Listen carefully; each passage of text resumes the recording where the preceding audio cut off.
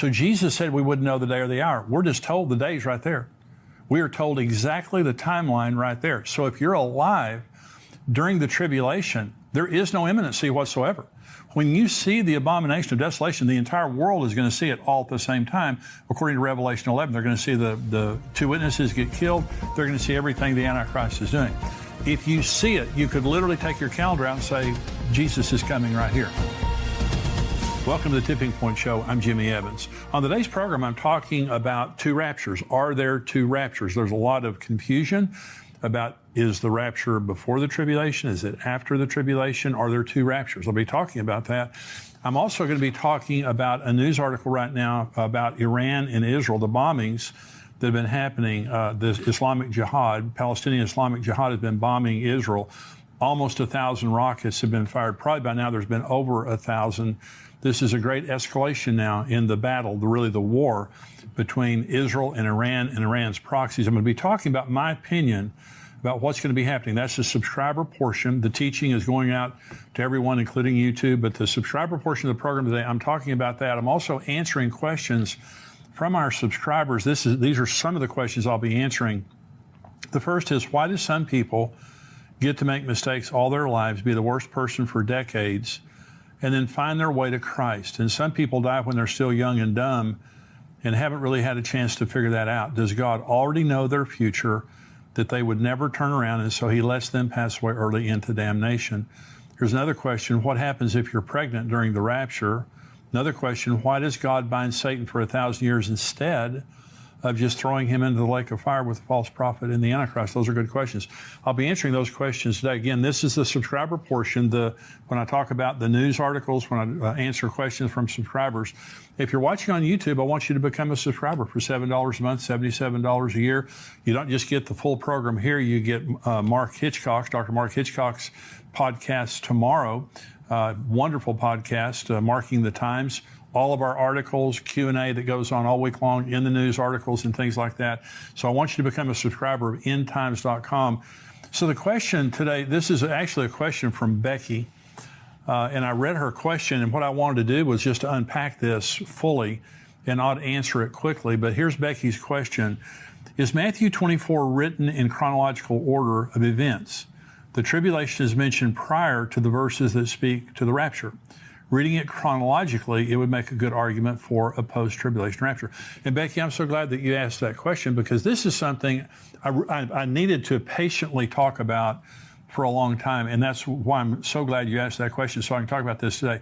A lot of people get very confused related to Matthew 24. Matthew 24 should help people, but really it confuses people. It confused me too for years, because it does talk very specifically about a post-tribulation rapture, a very graphic description of a post-tribulation rapture. Okay, so Becky's question begins with, is Matthew 24 written in chronological order? The first part of it is, the second part of it is not. Okay, so let me answer it this way. So let's go to the first part of Matthew chapter 24, and Jesus is being asked, what's going to happen at the end times? And he answers chronologically, okay, to a certain point. This is Matthew 24. Jesus went out and departed from the temple, and his disciples came to him to show him the buildings of the temple. And Jesus said, do you not see all these things? Assuredly, I say, yet not one stone will be left here upon another that shall not be thrown down. Now, as he sat on the Mount of Olives, the disciples came to him privately, saying, tell us, when will these things be, and what will be the sign of your coming and of the end of the age? And Jesus answered and said to them, take heed that no one deceives you, for many will come in my name, saying, I am the Christ, and will deceive many. And you will hear wars and rumors of wars. See that you are not troubled, for all these things must come to pass, but the end is not yet. For nation will rise against nation, kingdom against kingdom, and there will be famines, pestilences, and earthquakes in various places. All these are the beginning of sorrow. So let's stop right here. So Jesus, these are the birth pangs. This is where we are right now. By the way, we're seeing many of these things happening right now, and the pieces of rebuilding the temple are in place. So if you want to see firsthand the places being discussed in these verses, many other key end times locations, plan to join Pastor Ed Young and myself this December for our tour of Israel. We're going to have a great time. Pastor Ed Young and myself, we're taking a very large group. There's still room for you. And by the way, we have 5-star groups that are staying in the best places. We have economy groups. There's different price ranges that you can pick when you go. So if you want to stay in the best hotels and have all the best accommodations, we have places for you. If you want to go more of an economy route, we have that also. Again, go on endtimes.com and sign up to go to the Israel trip coming up this November. And so what is happening right now is the fulfillment of the first part of Matthew 24. Wars and rumors of wars, nation against nation, kingdom against kingdom. You can check that box. It's happening all over the world right now, but also famines and earthquakes and all those kinds of things like that, and pestilences. These things are happening right now. So we're in the birth pains. And I've said this before, when a woman's having a baby, the birth pains start kind of mild. I'm saying mild. I don't think a woman would say that. Kind of mild. And then they get very intense and very close together. We're seeing intense birth pains right now, extremely intense. And so I believe a birth is about to happen. And that birth is the kingdom of God and the rapture and things like that. But Jesus is now in chronological order, just going through the signs of the time. He said, the end is not yet. These are the beginning of birth pains. This is verse 9 now. He's going to continue to go in chronological order. Then they will deliver you up to tribulation and kill you. Now now we're into the tribulation. And you'll be hated by all nations for my name's sake, and then many will be offended. Will betray one another and will hate one another. Then many false prophets will rise up and deceive many. And because lawlessness will abound, the love of many will grow cold. But he who endures to the end shall be saved. And this gospel of the kingdom shall be preached in all the world as a witness to all the nations, and then the end will come. Therefore, when you see the abomination of desolation spoken of by Daniel the prophet standing in the holy place, whoever reads, let him understand. Then let those who are in Judea flee to the mountains. Let him who's on the housetop not go down to take anything out of his house. And let him who's in the field not go back to get his clothes. But woe to those who are pregnant and to those who are nursing babies in those days. And pray that your flight may not be in winter or on the Sabbath. For then there will be great tribulation, such as not been since the beginning of the world until this time, no, nor ever shall be. And unless those days were shortened, no flesh would be saved. But for the elect's sake, those days will be shortened. Then if anyone says to you, look, here's the Christ, or there, do not believe it. For false Christ and false prophets will rise up and show great signs and wonders to deceive, if possible, even the elect. See, I have told you beforehand. Therefore, if they say to you, look, he is in the desert, do not go out. Or look, he is in the inner rooms, do not believe it. For as the lightning comes from the east and flashes to the west, so also will be the coming of the Son of Man. For wherever the carcass is, there the eagles be gathered together. And this is where he talks about the rapture. Immediately after the tribulation of those days, the sun will be darkened, the moon will not give its light, the stars will fall from heaven, and the powers of the heaven will be shaken. Then the sign of the Son of Man will appear in heaven. Then all the tribes of the earth will mourn, and they will see the Son of Man coming on the clouds of heaven with power and great glory. And he will send his angels with a great sound of a trumpet, and they will gather together his elect from the four winds, from one end of heaven to the other. Okay, so let's stop right here. Now, this is all chronological, and he goes right to the end of the tribulation. And Jesus says, graphically, immediately after the tribulation of those days. And he says, the sun will be darkened, the moon will not give its light, the stars of the heaven will not shine, and the powers of the heavens will be shaken.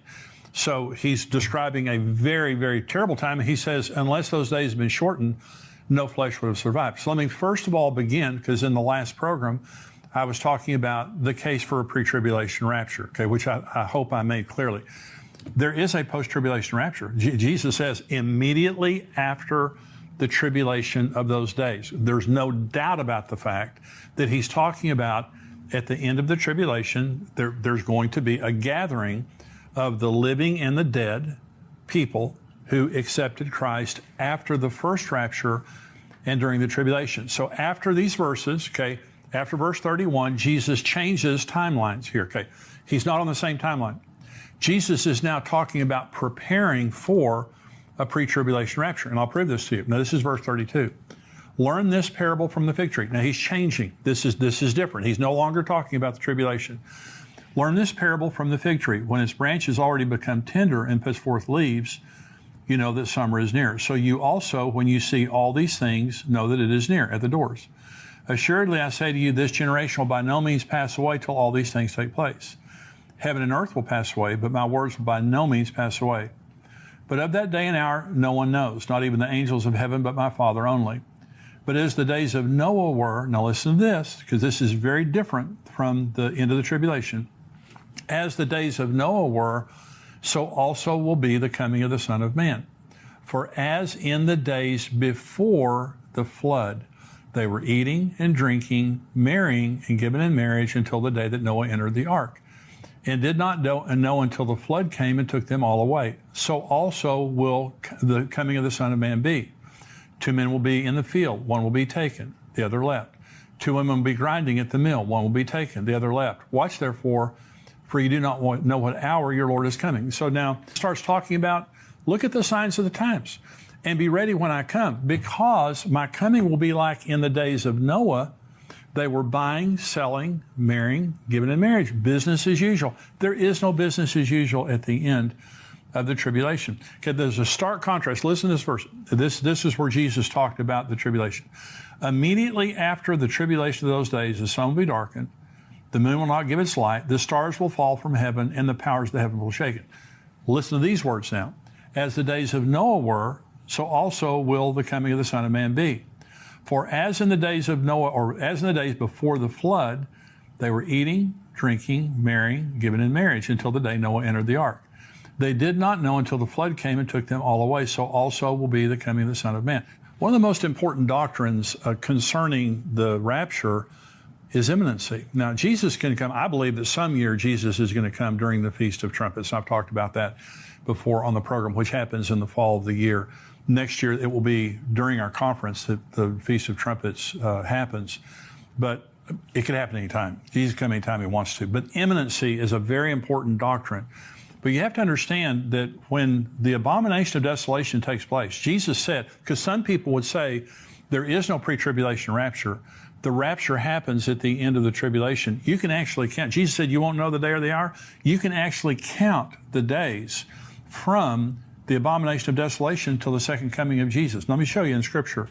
Daniel 9:27 says this. This is Gabriel talking to Daniel. He shall confirm a covenant. The Antichrist shall confirm a covenant with many, Israel, for 1 week, for 7 years. But in the middle of the week, he shall bring an end to sacrifice and offering, and on the wing of abomination shall be one who makes desolate, even until the consummation which is determined is poured out on the desolate. Okay, there's going to be a 7-year covenant. The Antichrist is going to show up. The tribulation begins when the Antichrist confirms a covenant with Israel for 7 years. In the middle of the 7 years, what it just said in Daniel 9, the abomination of desolation takes place. Okay, so right in the very middle. Okay, this is Daniel chapter 12. Then I, Daniel, looked, and there stood 2 others, one on this riverbank and one on the other riverbank. And one said to the other man clothed in linen, who was above the waters of the river, how long shall the fulfillment of these wonders be? Then I heard the man clothed in linen, who is above the waters of the river, when he held up his right hand and his left hand to heaven, and swore by him who lives forever, that it shall be for a time, times, and half a time, and when the power of the holy people has been completely shattered, all these things shall be finished. Although I heard, I did not understand. Then I said, my Lord, what shall be the end of these things? And he said, go your way, Daniel, for the words are closed up and sealed till the time of the end. Many shall be purified, made white, and refined. But the wicked shall do wickedly, and none of the wicked shall understand, but the wise shall understand.